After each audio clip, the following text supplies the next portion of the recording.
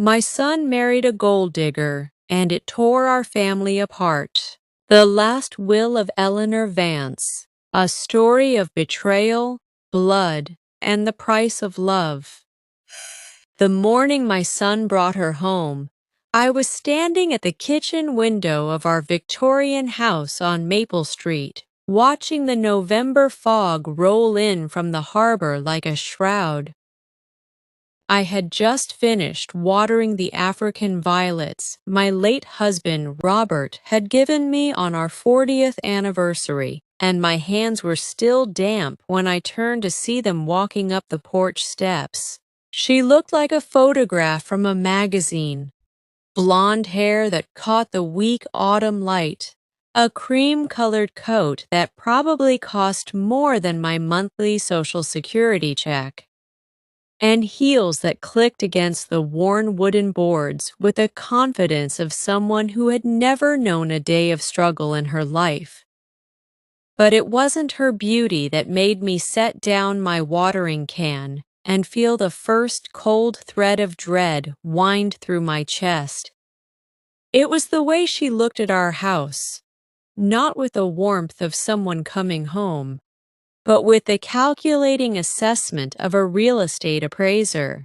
"Mom," Michael said, his voice carrying that particular tremor I hadn't heard since he was 16 and had crashed my Buick into the Hendersons' mailbox.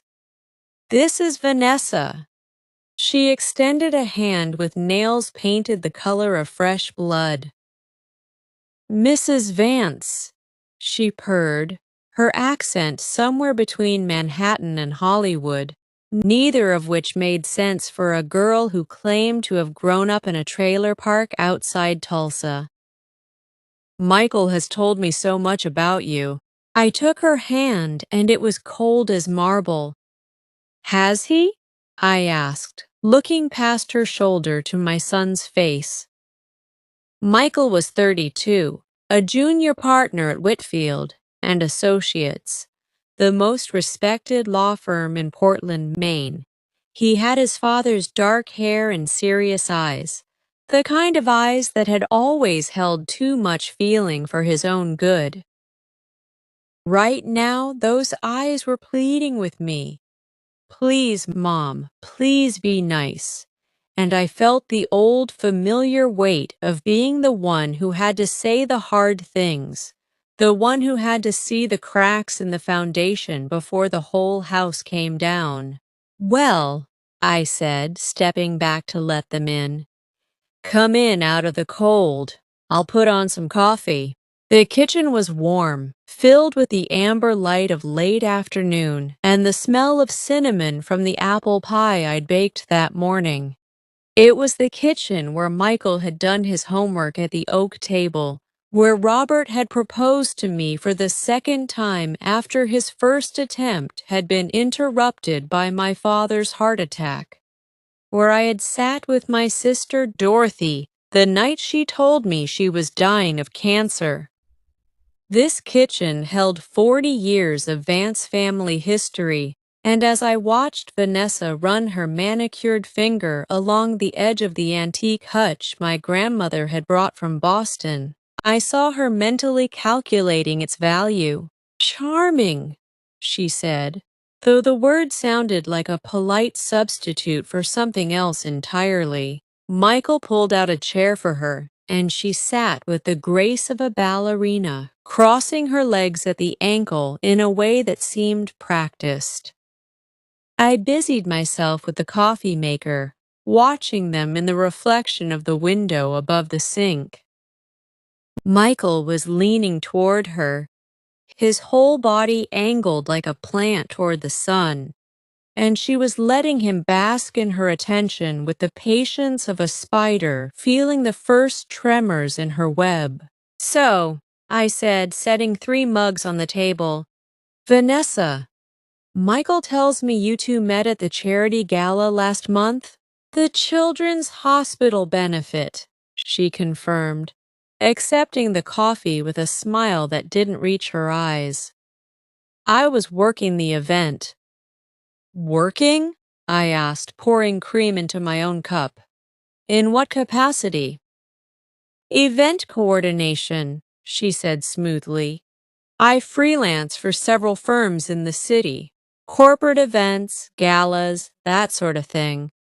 Michael reached over and took her hand.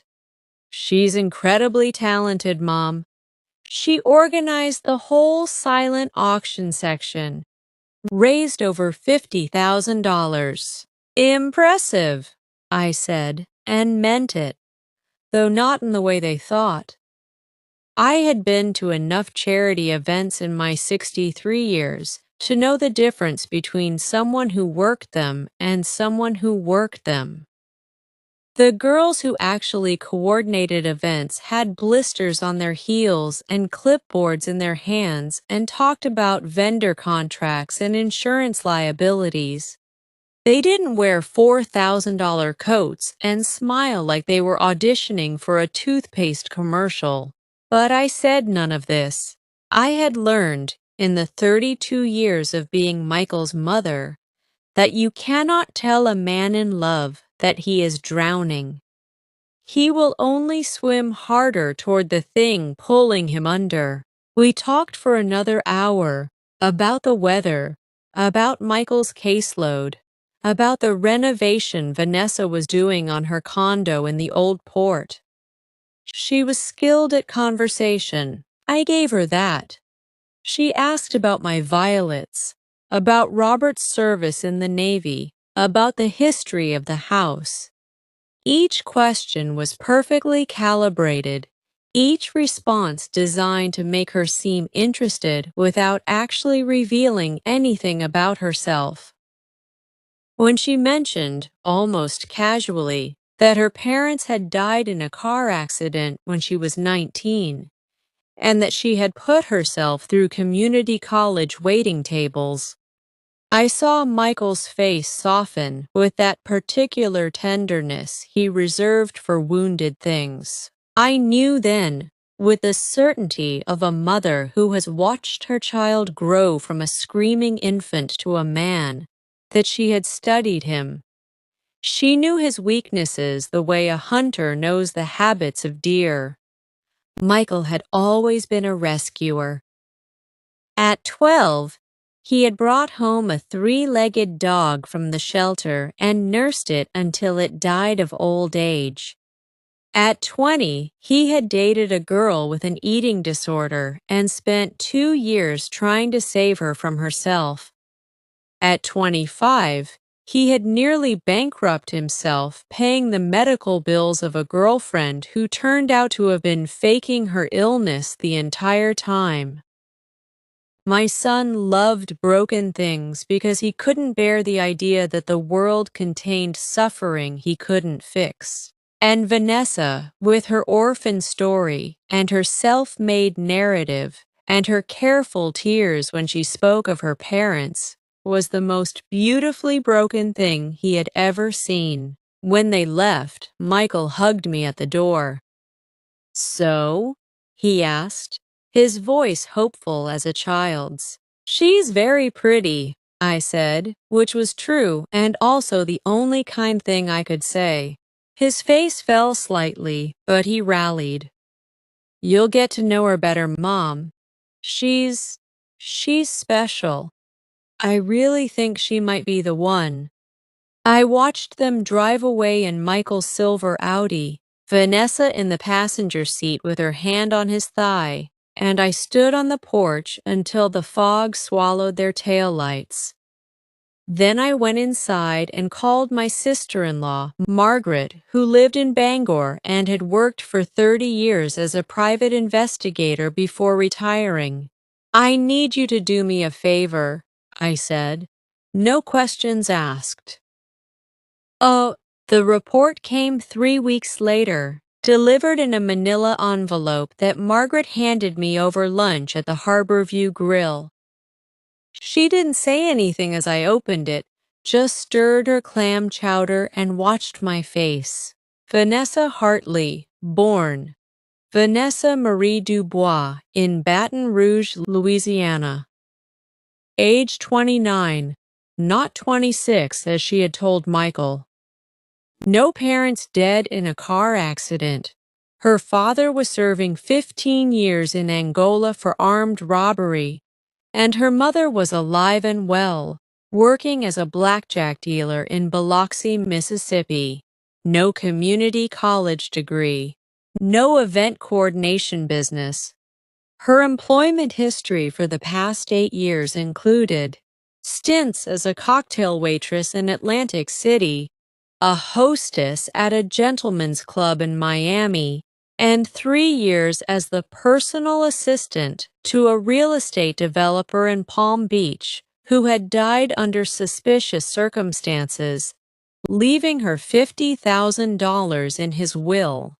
A will that had been contested by his children and ultimately overturned. There were photographs, too.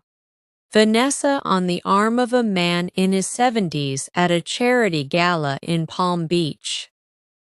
Vanessa boarding a private jet in Boca Raton. Vanessa leaving a hotel in Manhattan with a man whose face was blurred but whose Rolex was unmistakable. And, most damning, a credit report showing debts of over $80,000, mostly to luxury retailers and a private lending service in Delaware known for catering to high-risk clients. I read the report twice, my hands shaking so badly I had to set down my iced tea.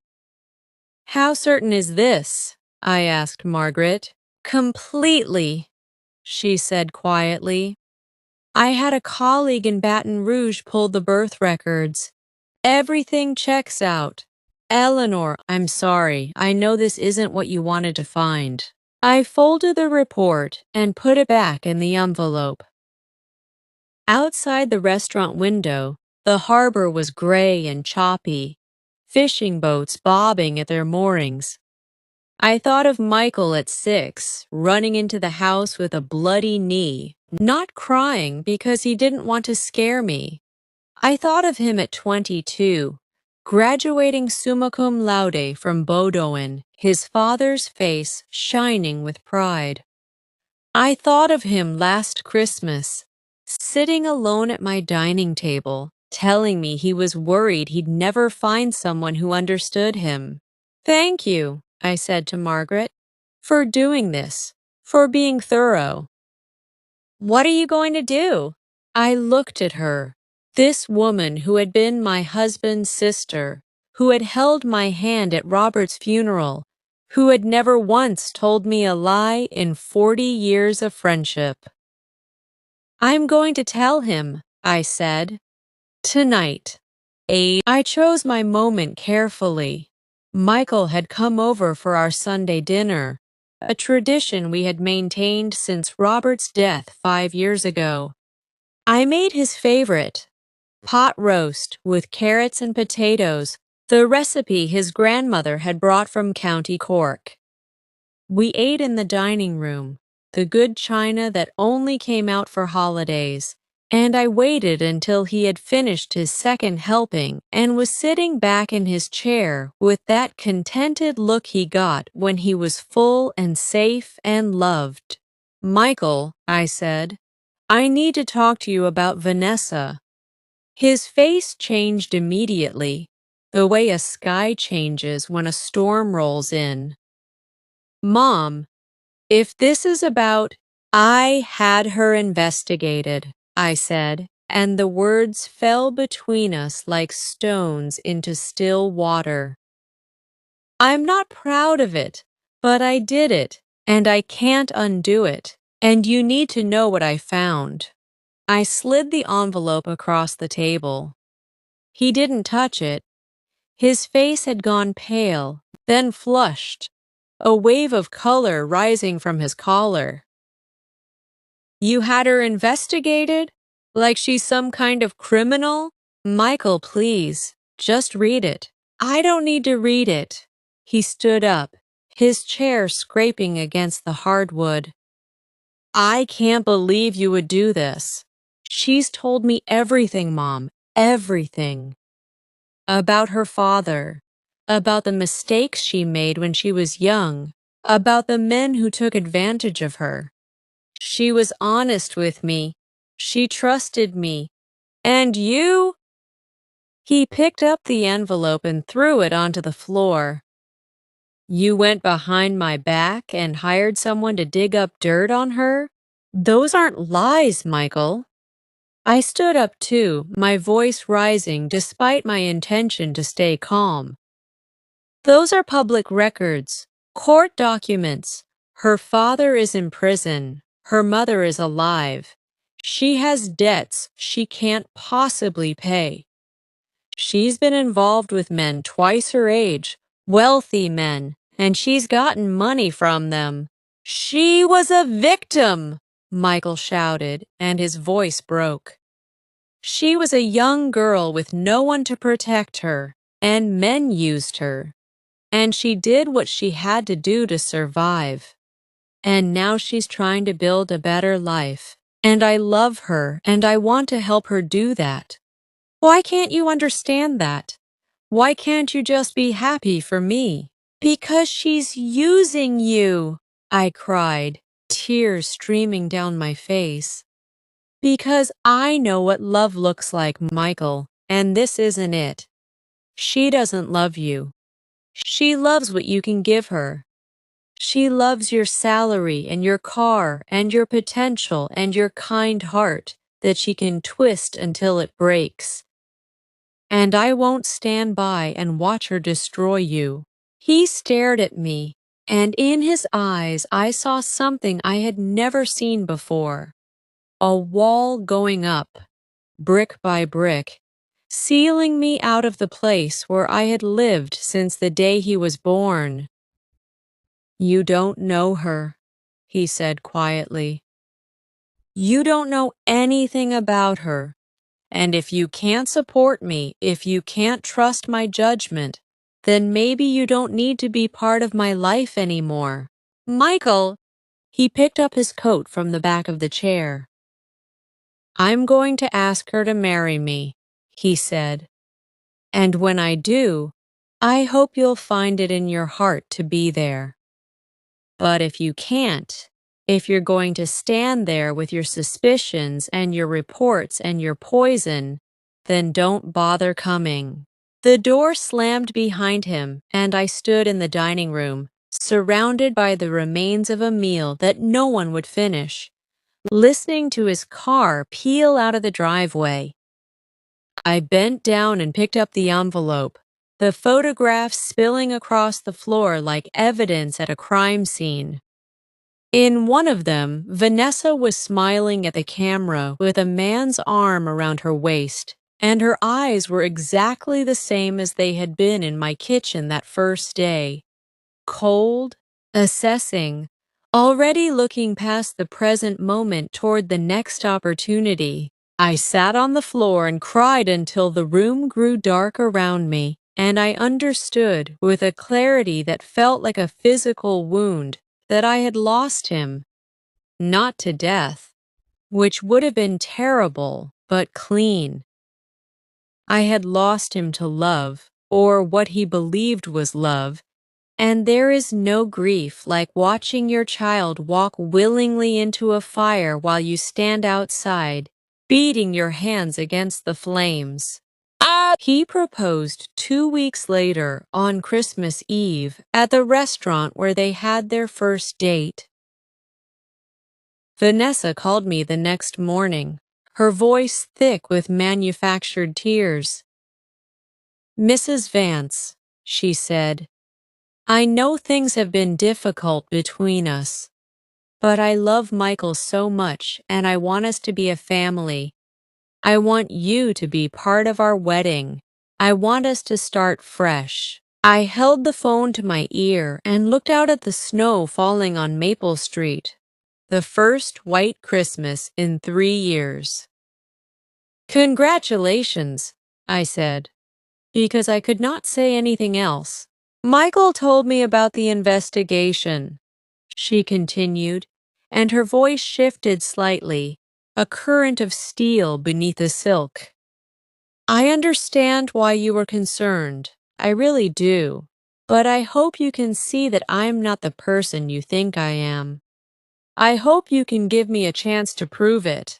I hope so too, I said, and we both knew I was lying. The wedding was planned for June at the Portland Yacht Club, which Vanessa had chosen because of its elegant waterfront views. Michael paid for everything: the venue, the caterer, the band, the $15,000 dress Vanessa found at a boutique in Boston. He took out a loan against his 401k to cover the costs. And when I tried to talk to him about it, he told me it was his money and his decision, and I needed to respect his boundaries. I watched him change in the months before the wedding. He lost weight, 20 pounds dropping from his frame until his suits hung loose. He stopped coming to Sunday dinners, claiming work commitments, though Margaret's investigator friend told me he was spending most weekends at Vanessa's condo, where she had moved in 3 months after they met. He developed a habit of checking his phone constantly, his face tightening when messages came in, and I knew, though he never told me, that she was demanding things, always more things, and he was scrambling to provide them. I met her parents at the engagement party, which Vanessa had insisted on holding at my house because it was so much more personal than a restaurant. Her mother, Darlene, arrived with a cigarette dangling from her lip and a dress that was 2 sizes too small, her eyes lighting up when she saw the house. Her father was absent, of course, though Vanessa had told Michael he was traveling for work. I watched Darlene pocket 3 of my silver spoons when she thought no one was looking, and when I caught her eye, she winked at me with a grin that said, "We're the same. You and me, we know how the world works." I wanted to scream that we were nothing alike, that I had built this life with a man who had loved me for 50 years, that every stick of furniture in this house had been earned through work and sacrifice and faithfulness. But I said nothing. I had learned, in the 6 months since that terrible Sunday dinner, that silence was the only weapon I had left. The wedding was beautiful, I will give it that.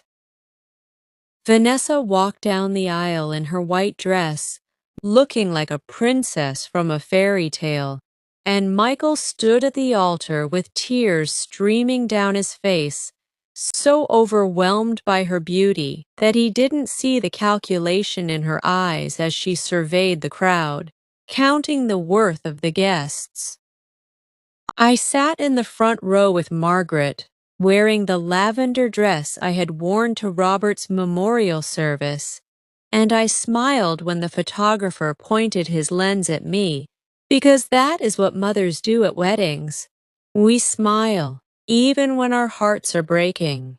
They honeymooned in Bali, a trip that cost $12,000 and was charged to Michael's credit card because Vanessa's freelance business was going through a slow period. When they returned, they moved into a new house in Falmouth, a 4-bedroom colonial with a pool and a 3-car garage, which Vanessa had found and Michael had purchased with a mortgage that stretched his salary to its breaking point. I visited once, bringing a housewarming gift of homemade bread and a cutting from my grandmother's rose bush, and Vanessa greeted me at the door with a smile that didn't reach her eyes. "How lovely," she said, taking the bread but not the rose. "We're redecorating, you know. The previous owners had such traditional taste." I looked past her into the foyer, where the walls were being painted a shade of gray so dark it looked like twilight, and where workers were installing a chandelier that must have cost $5,000. "It's a beautiful house," I said. "I hope you'll be very happy here." "Oh, we will be," she said, and she leaned close, her perfume overwhelming, her voice dropping to a whisper. And Mrs. Vance? I want you to know that I forgive you. For the investigation, for the suspicion, for trying to come between Michael and me. I forgive you, because I know you were just afraid of losing him. But you need to understand something. Her eyes met mine, and there was nothing in them but ice. He's mine now, and the sooner you accept that, the easier this will be for everyone. I drove home with my hands shaking on the wheel, and I called Margaret and told her everything, and she listened. And when I was done, she said, Eleanor, you need to let him go. Not forever, but for now. You need to step back before you lose him completely. So I did. I stopped calling. I stopped visiting. I sent birthday cards and Christmas gifts and made polite conversation at the family gatherings Vanessa allowed me to attend. I watched from a distance as my son became a stranger to me, his face growing harder, his laughter becoming rare, his eyes taking on the hunted look of a man who knows he is trapped but cannot admit it. And then, 18 months after the wedding, everything changed. Oh, it was a Tuesday in October, the kind of day when the sky is the color of old pewter and the wind carries the smell of wood smoke from distant chimneys. I was in my kitchen making applesauce from the Cortlands I had picked at the orchard in Cumberland when the phone rang. I almost didn't answer it. I had grown accustomed to letting calls go to voicemail, screening out the telemarketers and the political surveys and the silence where Michael's calls used to be, but something made me pick up. Hello?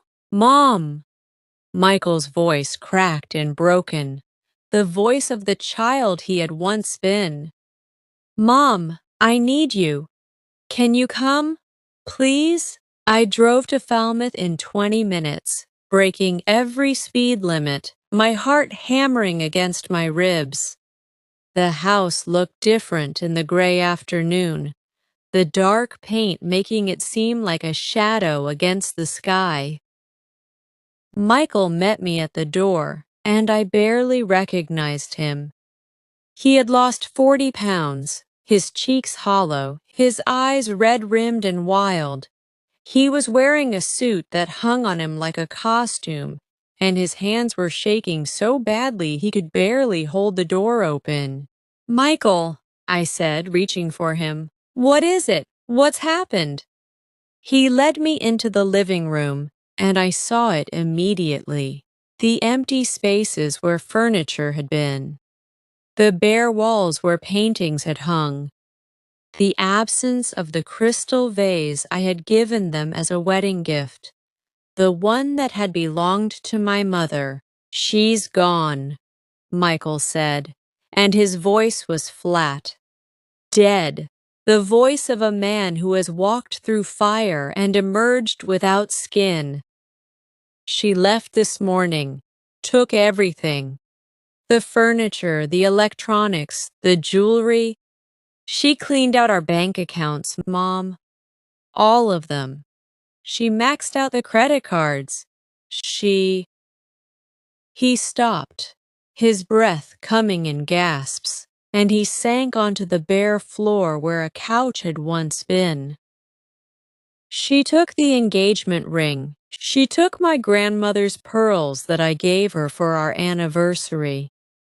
She took the painting Dad left me, the one from his office. She took everything. I sat beside him, my arms around his shoulders, feeling the bones of him through his shirt. Have you called the police? He laughed, a terrible sound. The police? Mom, she didn't break in. She was my wife. Everything was in both our names. The bank accounts, the credit cards, the house. She had every legal right to take it all. He turned to me, and his eyes were the eyes of a drowning man. She left a note on the kitchen counter. Would you like to hear it?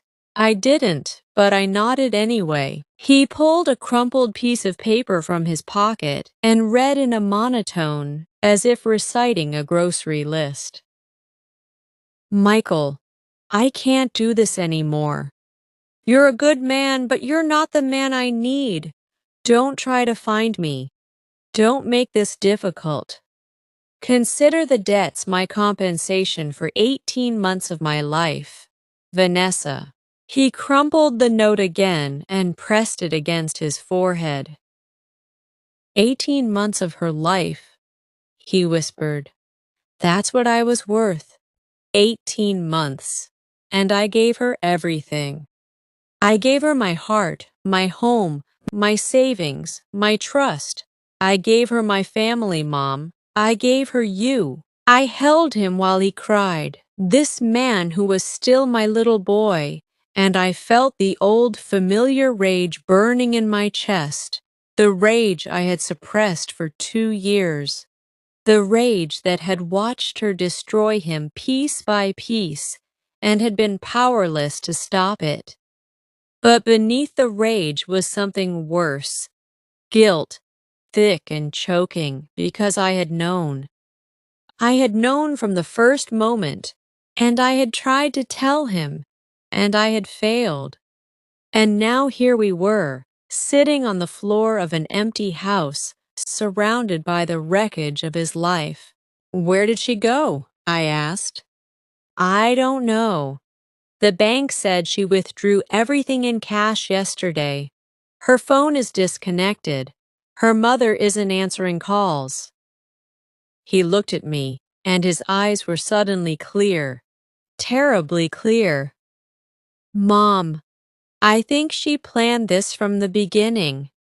I think she always knew she was going to leave. I think she was just waiting. Waiting until she had taken everything she could. I thought of the report Margaret had given me, the photograph of Vanessa on the private jet, the pattern of wealthy men and extracted money and disappearances. Yes, I said quietly. I think she did too. He stared at me, and I saw the realization dawn in his eyes, the terrible understanding that his mother had been right, that the warnings he had dismissed as jealousy and suspicion had been the truth all along. You knew, he said, not accusing, just stating a fact. You tried to tell me. I did. Why didn't I listen?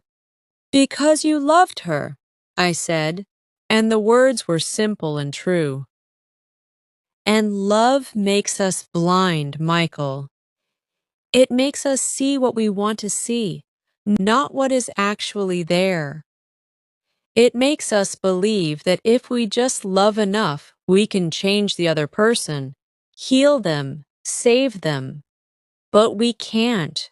We can only love them, and sometimes that isn't enough. He leaned against me, his head on my shoulder, and we sat on the floor of the empty house as the afternoon turned to evening and the streetlights came on outside.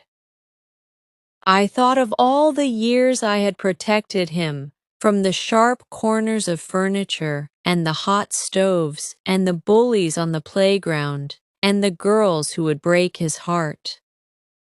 I thought of how I had failed to protect him from this, the worst thing, because he had been grown and I had had to let him make his own mistakes, and the mistake had nearly destroyed him. I don't know what to do, he said finally. I don't know how to fix this. The house payments are due. I have credit card debt I can't pay. I took money from my retirement fund, Mom. I took money I can't replace. And the firm. I've been distracted at work. I've made mistakes. I think they might let me go. We'll figure it out, I said, though I didn't know how. We'll figure it out together. You're not alone, Michael. You were never alone. I was here, even when you couldn't see me. I was always here. He cried again, softer this time, and I held him until the room was dark and the house was silent around us. And I made a silent vow that I would help him rebuild, piece by piece, even if it took the rest of my life. The divorce was finalized 6 months later, though divorce was a generous term for what happened. Vanessa was never found.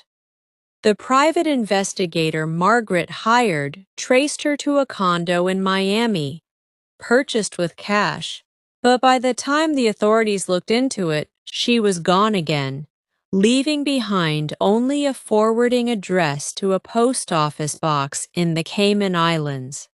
The money was gone, laundered through shell companies and offshore accounts, and Michael was left with the debt and the shame and the hollowed-out shell of a life he had built for someone who had never intended to stay. He moved back into my house on Maple Street, into the bedroom he had grown up in, and for a while he was like a ghost, moving through the rooms without speaking, eating without tasting, sleeping without resting. I cooked his meals and washed his clothes and sat with him in the evenings, not talking, just being present, and slowly, imperceptibly, the light began to return to his eyes. He found a job at a smaller firm in Portland, one that paid half his previous salary but valued his work and his integrity. He filed for bankruptcy, a word that had once been unthinkable to a man of his pride, and he sat through the hearings with his head held high, answering the questions with honesty that made even the creditor's attorneys uncomfortable. He sold the Falmouth house, what was left of it, and used the proceeds to pay down some of the debt. He started running again, early mornings along the eastern promenade, and I would watch him from the window, his stride growing stronger week by week, his shoulders squaring, his head lifting. And he started talking to me, really talking the way we had before Vanessa, before the wall went up. He told me about the guilt he felt, the shame, the way he had let his pride and his desire to be loved override his judgment. He told me about the signs he had ignored, the way she had never wanted to spend time with my family, the way she had always needed more, the way she had isolated him from his friends until he had no one left but her. He told me about the night she had confessed, tearfully, that she was pregnant, and the night 2 weeks later when she had miscarried, and how he had held her and cried with her and never once questioned the timing, never once asked for proof. I wanted so badly to believe her, he said one evening, as we sat on the porch watching the sunset paint the harbor gold. I wanted to be the hero of her story, Mom. The man who saved her from her terrible past and gave her a beautiful future. I didn't want to see that I was just a chapter, a profitable chapter. You were never just a chapter, I said. You were her target, yes, but you were also a man who loved deeply and trusted completely. And those are not flaws, Michael. They are virtues that she exploited. The flaw was in her, not in you. He was quiet for a long time. I don't know if I can ever trust anyone again, he said finally. I don't know if I can ever love anyone again. She took that from me too. She made me feel like a fool, and I don't know how to stop feeling that way. You will, I said, and I reached over and took his hand. the hand that had once been small enough to fit entirely in my palm. Not today, not tomorrow, but one day you'll meet someone who loves you for who you are, not for what you have. And you'll be cautious, and you'll be wiser, and you'll be slower to trust. But you'll love again, Michael, because that's who you are. You're a man who loves, and she couldn't take that from you, no matter how hard she tried. It's not in your nature to stop loving. It's in your nature to love better. He turned to me, and his eyes were wet, but there was something else in them too. Hope, fragile and new, like the first green shoots after a long winter. "How did you get so wise?" he asked. "I had a good teacher," I said. "Your father.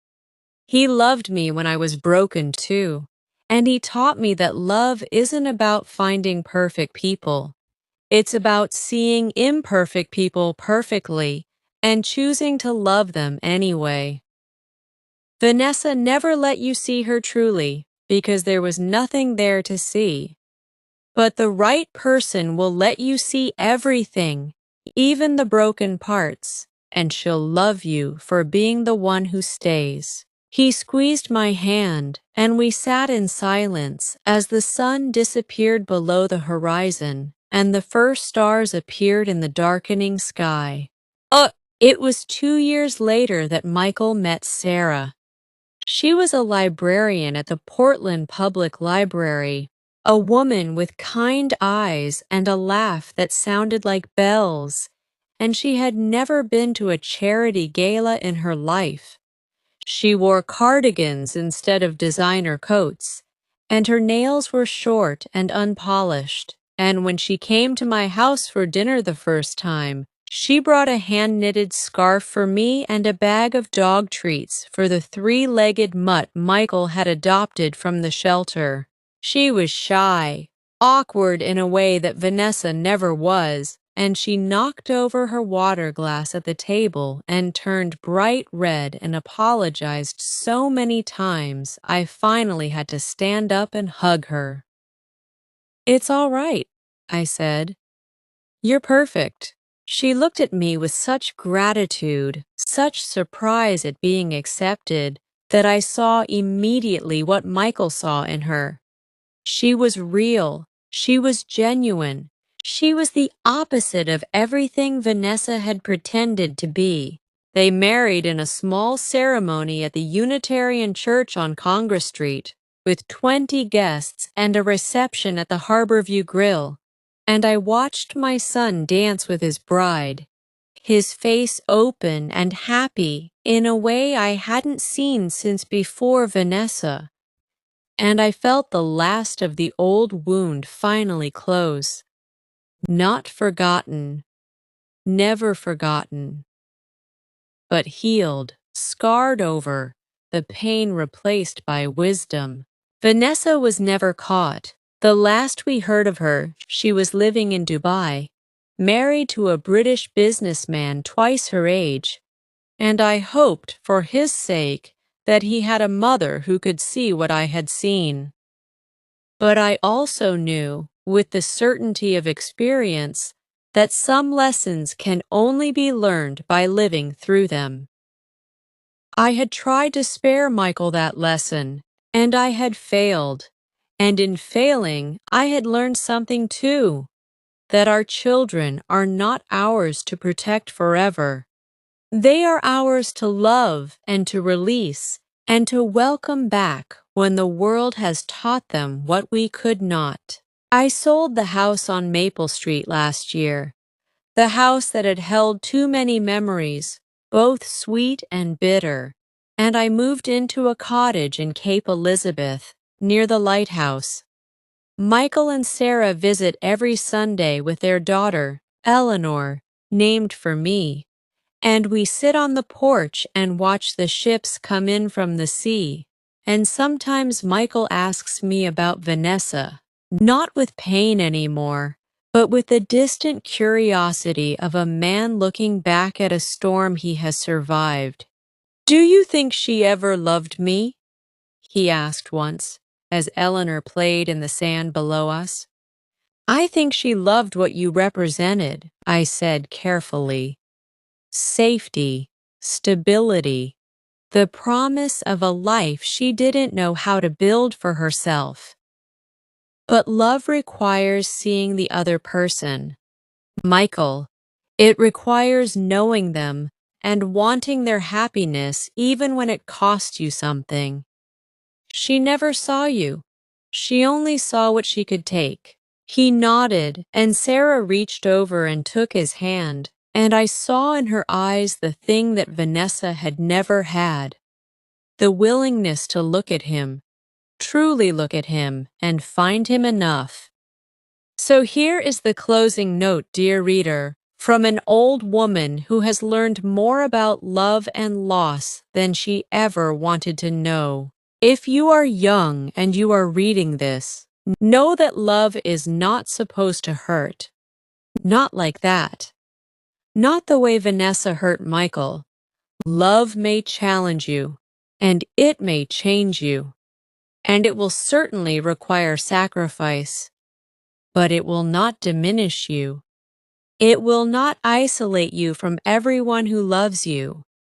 It will not leave you sitting on the floor of an empty house, wondering how you lost everything. If you are a parent and you are watching your child walk towards someone who sets off every alarm in your heart, know that you cannot stop them. You can speak the truth, as I did, and you can stand ready to catch them when they fall, but you cannot live their lives for them. The hardest part of love is letting go, and the hardest part of letting go is trusting that the love you gave them will be enough to bring them back. And if you are someone who has been broken, who has loved the wrong person and paid the price, know that you are not alone. You are not foolish. You are not weak. You are someone who loved, and that is a brave and beautiful thing, even when the world punishes you for it. The right person will not see your scars as flaws. They will see them as evidence that you survived, and they will love you not despite your brokenness, but because of the strength it took to heal. Stay on this channel, friends. Subscribe if these stories speak to you. There are more tales to tell, more hearts to mend, more wisdom to share from those of us who have walked through the fire and emerged, not unscathed, but undimmed. Good luck to you, in love and in life. May you find the courage to love wisely, the strength to heal when you don't, and the wisdom to know the difference. And may you always, always have someone waiting on the porch with the light on, ready to welcome you home. Eleanor Vance, Cape Elizabeth, Maine.